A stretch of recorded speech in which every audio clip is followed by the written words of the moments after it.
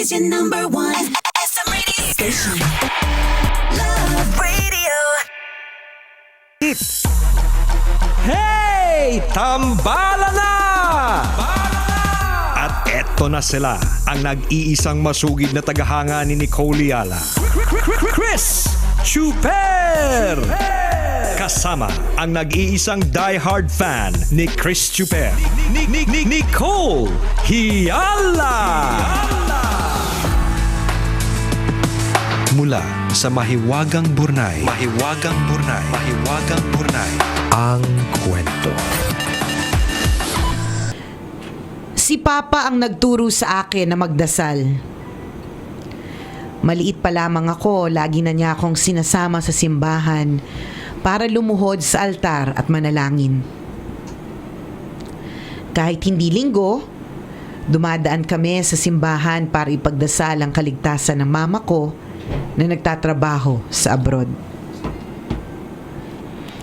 Mitch anak, lagi mong tatandaan, wag na wag kang makakalimot tumawag sa Diyos anuman ang iyong pinagdaraanan. Yan ang laging bilin sa akin ni Papa. Simula na mag-abroad si Mama, si Papa na ang tumayong ama't ina sa aming 4 na magkakapatid. Ako ang nag-iisang babae sa amin. Hatid sundo niya ako sa eskwela. Lagi siyang present sa mga PTA meetings at school activities. Para sa akin, si Papa talaga ang ehemplo ng isang matinong lalaki. Alam ko na kayang-kaya niya akong ipagtanggol anumang oras. Kapag lumalagpas ako sa curfew, nakaabang na agad si Papa sa kanto para sunduin ako. Napaka-responsible na ama ni Papa, lalo na noong mga panahon na siya lamang ang nagtatrabaho sa pamilya. Naging supervisor siya sa isang handicraft store sa Maynila ng maraming taon. Nasa Quezon pa kami noon kaya gano'n na lamang ang kanyang pagtitiis. Isang beses sa isang linggo lang namin siyang makasama sa tuwing luluwas siya. Kapag dumarating na siya, sobrang excited ko palagi. Madalas siyang may dalang pasalubong at inaabangan ko talaga ang pagpasyal namin sa simbahan. Nang ako'y magdalaga, si Papa ang naging takbuhan ko sa tuwing masasaktan ako sa pag-ibig. Pinapayuhan niya ako sa kung anong klase ng lalaki ang dapat kong piliin. Nak, ang gusto ko maging masaya ka sa lalaking makakasama mo sa buhay. Huwag kang magmamadali Maging matalino ka sa pagpili. Pasasan pat babalik tayo sa simbahan na ito para ihatid kita sa altar. Ihahatid ko sa dambana ang nag-iisang prinsesa ng buhay ko. Nakangiting sabi ni Papa sa akin. Nang makatapos ako ng pag-aaral, nagdesisyon akong mag-abroad. Napakahirap iwan ng mahal mo sa buhay pero tiniis ko ang lahat para sa mas maayos na kinabukasan. Bit-bit ang mga bili ni Papa. Nakipagsapalaran ako sa ibang bansa. Taong 2011 na magsimula akong mangibang bayan. Akala ko magiging maayos na ang lahat. Hanggang sa malaman ko na lamang na si Papa ay may malalang karamdaman. October 2017, na-diagnose ng mga doktor na may stage 4 lung cancer si Papa. Mabilis na bumagsak ang kanyang pangangatawan, madalas ay wala siyang ganang kumain, at madali na rin siyang mapagod, hindi gaya ng dati. Unti-unting sinisira ng cancer ang katawan ni Papa at ang mga pangarap namin. Dala na rin ang pagkakasakit, tinamaan pa ng matinding depresyon si Papa. Ilang beses siyang labas-masok sa ospital dahil sa tangkang pagkakamatay. Ang Papa ko na malakas at madasalin, para nang nauupos na kandila. December 2017, nagdesisyon akong umuwi ng Pilipinas para magpasko kasama si Papa. Sa aking pagdating, magkahalong lungkot at saya ang sumalubong sa akin. Lumaban ka ha. Magpagaling ka. Di bang sabi mo sa akin, ihatid mo pa ako sa altar para sa araw ng kasal ko? Tutuparin mo yun, Papa ha. Lagi kong pinagdarasal sa Diyos ang paggaling mo. Ang sabi ko kay Papa. Wala ni isa mang salita ang lumabas sa bibig ni Papa ng mga oras na yon. Niyakap lamang niya ako at hinagod ng kanyang mga nanghihinang kamay ang aking likod. Matapos ang 10 araw na bakasyon, bumalik na ako sa abroad para ipagpatuloy ang aking kontrata. January 26, 2018. Isang masamang balita ang natanggap ko mula sa aking kapatid. Tuluyan na kaming iniwan ni Papa.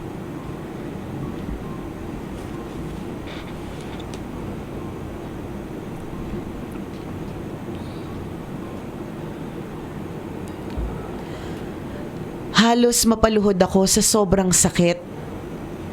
Biglang nag-flashback sa akin yung mga masasayang panahon na kasama ko si Papa.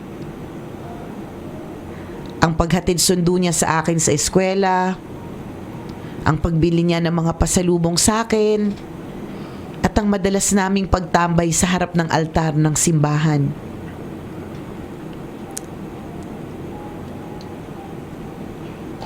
Wala na ang Papa kong maghahatid sana sa akin sa dambana.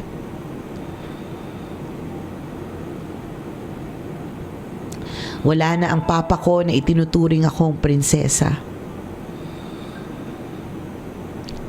Tunay nga na hindi natin kontrolado ang ating buhay. Kahit anong gawin nating paghahanda, hindi naman natin madidiktahan ang guhit ng ating kapalaran. Magkagayunman, nagpapasalamat pa rin ako dahil biniyayaan ako ng isang napakabuting ama. Mag-iisang taon na simula nang iwan kami ni Papa. Mag-iisang taon na nang ihatid namin siya sa altar para ibalik ang buhay niya sa Poong May Kapal. Natutunan ko na habang may pagkakataon pa tayo, mahalin at yakapin natin ang ating mga magulang na nag-aaruga sa atin. Bago pa po mahuli ang lahat. Ako po si Mitch, isang tambalanista, at ito ang aking kwento.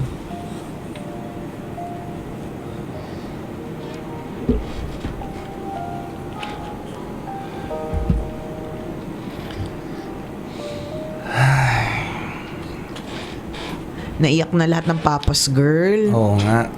Hindi Mga daddy's girl. Oo, yung hindi ma-imagine yung pain of losing a parent. Nako.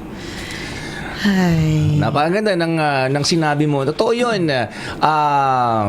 Pwedeng cliche para sa iba, pero napaka malaman ng sinabi niya na habang nandyan po ang ating mga magulang, ang ating nanay at tatay, yakapin po natin sila, sabihin natin na mahal natin sila habang may panahon pa. Correct. Bago pa po maging huli ang lahat. Yes. Siyempre, it's very important na maramdaman nila na mahal mo sila, kahit na matanda ka na, kahit na kaya mo nang tumayo sa sarili mong paa, kahit hindi ka na Correct. dependent sa mga magulang, 'di ba? Mas maganda pa rin yung ipaparamdam natin sa kanila na importante pa rin sila. At syempre, gusto din naman nila paminsan-minsan may inaabot ka ding pera. Yan. Yun Oo. talaga yung importante para sa kanila. Huwag tayo maging plastic, mommies at daddies, di ba? Siyempre, type natin kapag ine-express ng ating mga anak ang pagmamahal nila sa atin. Oo. Pero type din natin kung may pang-abot pambayad ng Meralco. O ma, 2,000, magpa-manicure ka. O, Yan. Ganyan. Minsan i-intro pa yan yung mahaba-habang litanya muna. Yan. Ano ba yan? Bihira ka na nga lang umuwi dito. Busy-busy ka sa trabaho eh. Pero pag binigyan mo ng 5,000, Tapos tahimik na. ka. Sabi, kumain ka na, matulog yan. ka. Papaga ka. Ay, nako. I-intro muna ng drama eh. Pero yun lang pala yung katapat. 3,000, 5,000. Oo, ganyan. Ganun lang, kabarisyo. Love your parents. Yes. sabi nga nila mga kabisyo na yun lang daw yung merong provision sa Bible na nagsasabi na basta pag minahal mo mga magulang mo, may paggalang ka sa mga magulang mo, ang reward merong ang kapalit nito ay bonggang-bonggang-bongga. Syempre mas maganda yung pagkasulat sa Bible. Bonggang-bonggang-bongga. Hindi nakasulat doon bonggang-bonggang-bongga, ha? Huwag kayo nagpapaniwala kasi sa akin. Huwag ako. Hindi ako pinawalaan, di ba? Hindi, Pero parang ganon. Parang ganon. Kanya-kanyang Google. Bonggang-bonggang-bongga. Hindi, the rewards are great. Totoo yun diba? na, sino mang magmahal sa Yan. kanilang mga magulang Ay, bonggang-bonggang. tatanggap ng Makaroon- biyaya. At hindi lang basta-basta biyaya, kundi bonggang-bonggang biyaya. Saka pag nawalan ka ng mga magulang, parang ito yung feeling na parang nawalan ka parte ng katawan mo. Oo, correct. Kasi unang-una, pag nawala yung magulang mo, lalo na yung nanay, ha? Tama. Usually, nature ng tao na pag nasaktan ka, Mami. mama ka, agad kahit sa bata, di ba? Oo, mapapasigaw. Yung- Mama! Kahit pumalo sa kanya, mama pa rin yung Oo. sasabihin niya, Totoo di ba? yan. So pag Correct. nawala yung magulang mo, sobrang parang naputulan ka na rin din ng paa. Hindi siya unimaginable siya eh. Correct ka. Kaya nga pag halimbawa meron sa akin nagme-message na malungkot siya kasi yung namatay yung nanay niya, ganyan. Hindi ko alam kung ano sasabihin kasi para sa akin unimaginable yung pain. But katulad ng ibang tao na kinaya o patuloy na kinakaya, well, I guess wala naman din choice kundi kayanin. Kasi buhay ka pa eh. Nandito ka pa eh. Correct diba? ka. Yung mga ganitong klase ng usapin talaga magpa-flashback. Hindi may iwasan ng isip natin na mag-flashback lahat ng ginawa natin sa mga magulang natin eh. At this point in time, naalala ko talaga yung mga panahon na sinasagot ko yung nanay ko, yung tatay ko. At pag na-realize mo na, oo nga pala, nung dati sinagot ko pala sila, ma-realize mo na, nagkakaroon ka ng guilt feelings na dapat pala hindi ko ginawa. Sama kasing ugali mo eh. Huwag ka kasing huwag ka kasing bad child. Brat ka, chuper eh, brat. Sama kasi ng ugali mo eh. Diba? Doon mo marirealize na talagang kailangan mong bumawi. Totoo yan. Kailangan mong bumawi sa lahat ng mga pagsagot mo sa mga magulang mo. Diba? Yung mga pagsigaw-sigaw mo sa kanila, yung pagre-rebelde mo sa kanila. Oo. Yung naiinis ka, nagagalit ka kasi pinagagalitan ka, pinagsasabihan ka. Ano, bakit hindi ka pagsasabihan? Lumabas ka ng bahay, ang iksi-iksi ng shorts mo. Ang dami-daming manyakol sa daan. Oo, At higit sa lahat, ang itim-itim ng singit mo, ayaw niya mapahiya ka. Concern lang sila sa'yo. Oo, baka mamaya mag-trending ka, no? Mabidyuhan ka dyan eh, Correct di ba? ka.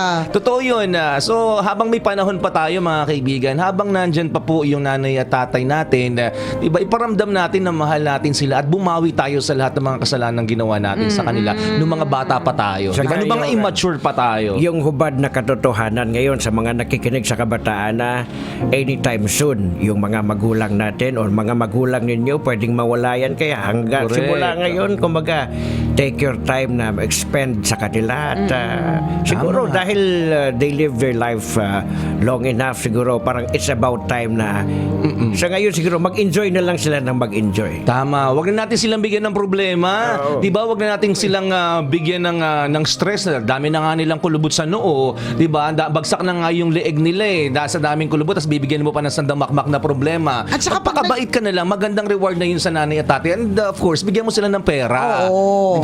Importante sa lahat yun. Punot dulo talaga dyan. Huwag tayong magpaka-plastic. Kailangan Oo. po nila ng pera. Kaya naman nagdadrama yan eh. Hindi, charot lang. O, show the love for your parents. Yes. Isa lang sila. Ano yung magandang quotation? We are so busy growing up that we forget that They are- our parents are also getting older. Yes. Diba? So, Tsaka sana gawin niyo yung mga dapat sa ngayon kasi mahirap din yung pakiramdam na halimbawa bigla ang nawala yung mga magulang mo yung pagsisisi na what if sana ginawa ko to, sana Yes. nagawa ko to. Yung Tama. mga regrets mo. oh, wala ka na magagawa kapag Oh, nawala na sila. Alam nga naman, halimbawa, araw-araw ang ginawa na Diyos, nagpaparinig yung electric fan niya. Ano Oo. na, sira na. Oo. Paling na eh, stiff neck, isang direction na. Pakaliwa na lang. Tapos di ba nagpaparinig siya? Oo, hindi na siya Sana nagbubuga, umihip, naghihip-hip ng hangin. Oo. Baligtad. Naging exhaust. Ganun na yung purpose ng electric fan. So, yung nanay mo, di ba, Gilid na, tapos nakayuko pa. Nakayupa. Tapos nakatape, di ba? Tapos araw-araw lagi nagpaparinig, baka naman, bikini man. Pwede, di ba? Eh, tapos hindi mo binilhan. Sabi mo, dami ko namang gastos eh. Okay na yan. At saka umiikot pa Magpaypay ka na naman. lang, Oo, ma. Di ba? diba? Umiikot pa naman. Yun nga lang, isang side nga lang. Paling lang, paling. Di ba? Eh, paano ka bababawi? Kung halimbawa mamatay yung mommy mo or daddy mo, natin, wag naman sana, di ba? Ano magagawa ng bagong electric fan? Kahit ibili mo sa pa siya ng puntod, aircon. Kahit ibili mo Di ba? pa siya ng inverter. Wala nang magagawa yun, hindi niya na ma-enjoy yun. Di ba? So, gawin mo na siya ngayon Wag habang nang may panahon pa at habang Correct. hindi pa huli ang lahat. Wag na magpatumpik-tumpik pa. Now is the time. And also Yes. to parents, wag nyo rin kalilimutan, 'di ba, na i-enjoy nyo rin, 'di ba, yung moment na hindi pa busy yung mga anak ninyo sa buhay sa buhay nila. Tama. Yung ikaw pa rin yung yung Takbuhan nila. Takbuhan nila. Diba? Laging bukang bibig, nanay at tatay, mapa. Diba? Saka siguro sa mga anak na medyo hindi maganda yung experience sa mga magulang, siguro it's about time na to create new happy memories with your parents. Hindi pa naman huli ang lahat. Hindi Hindi pa, pa. hindi pa talaga huli ang lahat. Correct. Go, go, go! We love our parents. Love you, mama and papa, mommy and daddy. Huwag nyo na, lalo pa ngayon, high-tech na. They are Ang just dami ng one text paraan. away. Di ba yung nakakalungkot na meme na nabasa natin dati? Yung sa cellphone. Yung sa cellphone, Nasira. oo. Yung tatay na pumunta sa isang repair shop ng cellphone. Tinatanong niya kung may sira daw ba yung phone niya. Pero wala naman talagang sira. Oo, kasi sabi niya, hanggang ngayon kasi wala pa rin ako natatanggap na text mula sa anak ko. Oh. 'Di ba? Hindi po high-tech na po ang mundo ngayon. There are so many ways to communicate with your parents. So, Yes. please do so. Okay. Magandang morning and happy listening po sa lahat ng mga kabisyo natin na nakaantabay. Batiin ko lang na magandang morning and happy birthday! Ang ating masugid na tambalanista na si Annalyn Torrejos. Happiest birthday sa'yo. Thanks sa pagtutok. Ay, sabatiin ko lang yung mga taga Iloilo sa Love Radio Iloilo. Hello po! Ayan, Hello! sa this weekend kasi magdinagyang festival na, kaya good Oo luck sa inyo. nga. Ay, Saya na talaga? naman dyan. Sana maimbitahan kami. Malapit na saka nagpaimbita. For sure wala nang flight. So, di ba? Happy dinagyang in advance. Yung mga bisita natin si Butay Jess, galing pa tong Quezon, partner. Saan ka sa Quezon? Pulilio, Quezon, ang layo. Saan? City. Quezon City naman. Oy ang Quezon City at ang Pasay long distance relationship na ngayon. Oo, mas malayo Sa sobrang pa tindi ng traffic. Mas malayo pa yung pag-uwi ng Lukban, Quezon Tama. kaysa pumunta ka ng Quezon City. Correct. 3 hours to 4 Ano ka ba, hours Quezon partner? City. Pasay City to Green Hills, long distance Oh, half day relationship. ka magbabiyahe papunta dyan.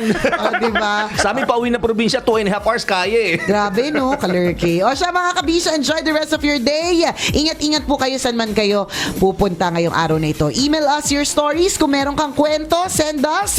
Email po, mga kabisyo, ha? Email nyo po sa mahiwagangburnaystory@gmail.com. Maraming salamat sa inyo, mga kabisyo. Kayo po ang dahilan kung bakit kami nananatiling number 1. Walang hate, GB lang. Love lang! Muli ako po si Nicole Yala. At ako naman, si Cambio King Chris Chuper. Nagpapaalala, Walang matatag na relasyon sa malanding may determinasyon. Yun! Ang programang wala